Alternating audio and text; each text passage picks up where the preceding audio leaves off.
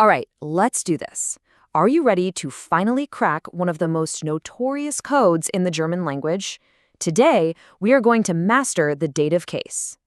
You know that feeling, right? When you're trying to put it all together and it seems like there's just one piece missing to make it all click. Well, if you've ever felt that way about German cases, you're definitely not alone. But that missing piece, it's way simpler than you think. And we're about to find it together. And here it is, the dative case. At its very heart, its entire job is to point out who is receiving an action or who is being affected by it. Before we dive into all the rules, just let that one idea sink in, the recipient. To make this crystal clear, let's use a little analogy. I want you to imagine that every sentence is a delivery service. Well, the dated case is the destination. It's the person whose doorstep the action lands on. Keep that picture in your head as we go, because it's going to make everything make sense.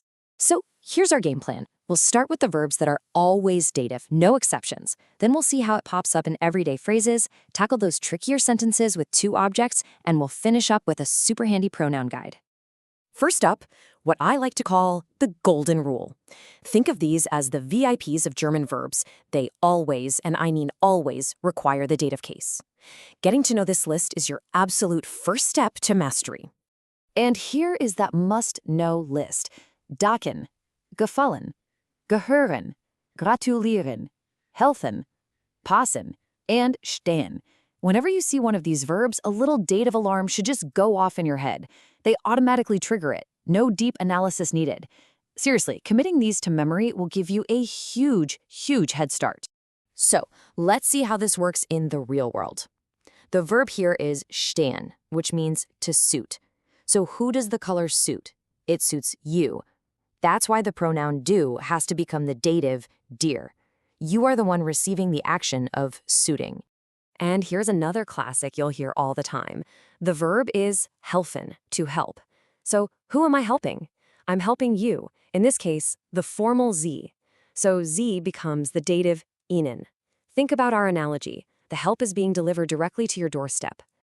Okay, so we've got our list of verbs that are always dative, but it actually goes way deeper than that.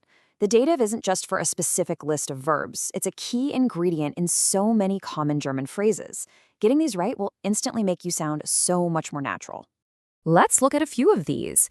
You know, when you ask, wie geht es dir? You're literally asking, how goes it for you? You are the one experiencing or receiving the going. And the answer, es geht mir gut, means it goes well for me. I'm the one affected. Even es tut mir leid really translates to it does sorrow to me. See? In all these common phrases, the dative is all about that personal experience. All right, now for the part that can sometimes seem tricky. Sentences with two different objects. But don't worry, this is where our delivery service analogy really comes in to save the day and makes it surprisingly simple. Let's see it in action. Here's the key difference, laid out plain and simple. In a sentence that has two objects, the accusative object is the thing being moved, that's the parcel. The dative object is who it's going to, that's the doorstep. That's it.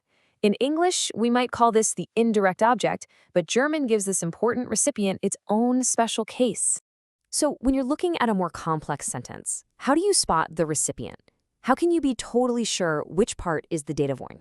It's this simple. You just ask the question, wem, which means to whom or for whom. The answer to that one little question will always be your dative object. It's a fantastic little trick that works every single time. Let's test it out with this sentence. Susanne schenkt ihrem Vater einen Roman. Okay, first question. What does she give? A novel. That's our parcel, the accusative object. Now for the magic question. To whom does she give the novel? Wem. To her father. Boom. That's our dative recipient, our doorstep. Fantastic. Now that you can identify when to use the dative, let's grab the final tool you'll need to actually build these sentences yourself. This right here is your cheat sheet, and I mean it, this is a slide you're going to want to screenshot. It shows you exactly how each personal pronoun changes when it becomes the recipient in a sentence. You see, ich becomes mir, du becomes dir, becomes ihm, sie becomes ihr, wir becomes uns, ihr becomes euch, and sie becomes ihnen. This is your practical guide to getting it right every time. So after all that, if you take just one single thing away from this today, let it be this. The dative case is all about the recipient. Who is getting something? Who is being affected by the action? Find that person and you've found your dative. It really is that simple. By mastering the dative, you're not just learning a bunch of grammar rules. You're actually learning how to deliver your meaning with precision, right to the person it's intended for.